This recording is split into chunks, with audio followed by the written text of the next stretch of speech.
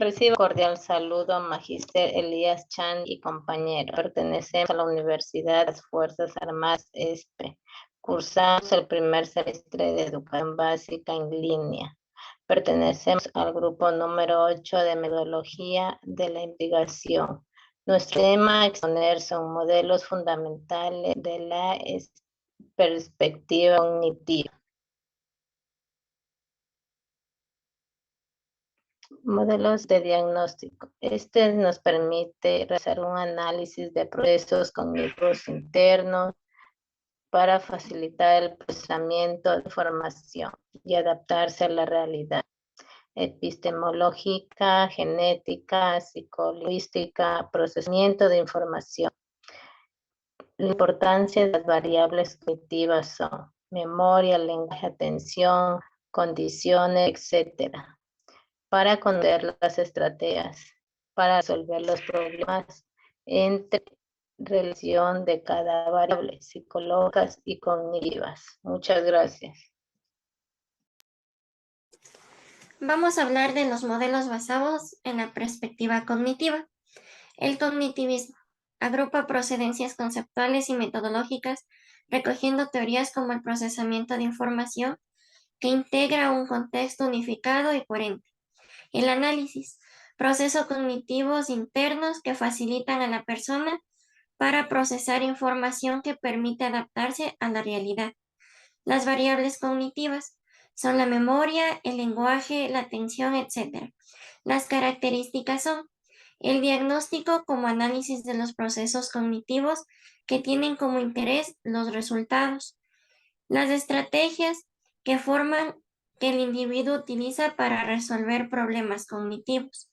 La relación entre variables fisiológicas y las actividades cognitivas para estudiar las diferencias individuales. Los estilos cognitivos es la conexión entre los procesos cognitivos y las diferencias personales, los modos particulares de organizar y entender la realidad que influyen en los individuos.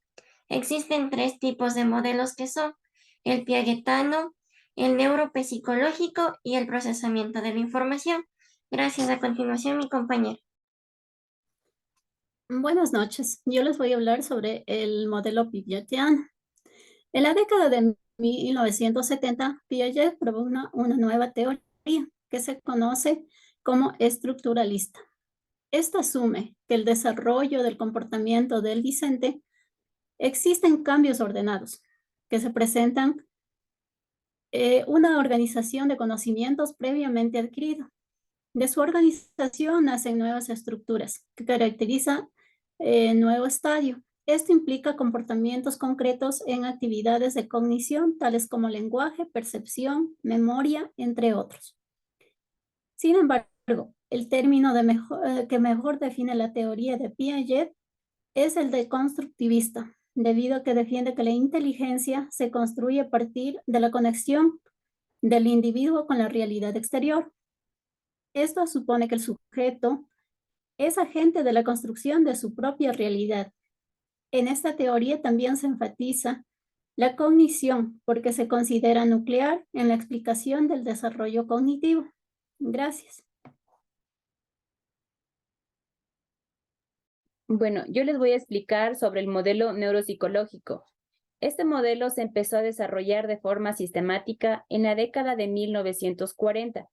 Cada vez son más sofisticadas los avances de la neurociencia y las contribuciones del cognitivismo. Su primer objetivo radica en la comprensión y funciones del cerebro. Su segundo objetivo de la neuropsicología pretende conocer, comprender y diagnosticar funciones mentales por medio de tipos verbales, auditivos y no simbólicos, con el fin de fijar un diagnóstico diferencial. Utilizamos técnicas de diagnóstico, técnicas vinculadas a las ciencias médicas que permiten diagnosticar los aspectos organizativos y del funcionamiento del sistema nervioso central, como la tomografía axial computarizada, el electroencefalograma, la resonancia magnética nuclear, las potenciales evocados, etc. También tenemos las técnicas vinculadas con el estudio de los procesos perspectivos de información, como la escucha dicotómica, la percepción diáptica y la visión taquitoscópica. Entre ellas tenemos también técnicas vinculadas a los procesos cognitivos de índole perspectiva, memorística, de atención. En este campo son muy conocidas las escalas de Wechsler, el visomotor de Bender, el test de retención visual de Benton, entre otros. Y por último tenemos las técnicas vinculadas con las funciones psíquicas, tales como el examen neuropsicológico de Luria, la batería de Luria-Nebraska, la de Hall's Rating, etc. Todas estas técnicas facilitan la comprensión de las vinculaciones entre el cerebro y el comportamiento. Además, permiten conocer el funcionamiento de este, tales como detectar el hemisferio cerebral dominante en el proceso de ciertos estímulos, tanto en los sujetos normales como en los patológicos. Gracias. A continuación, ya les voy a hablar del procedimiento de la información.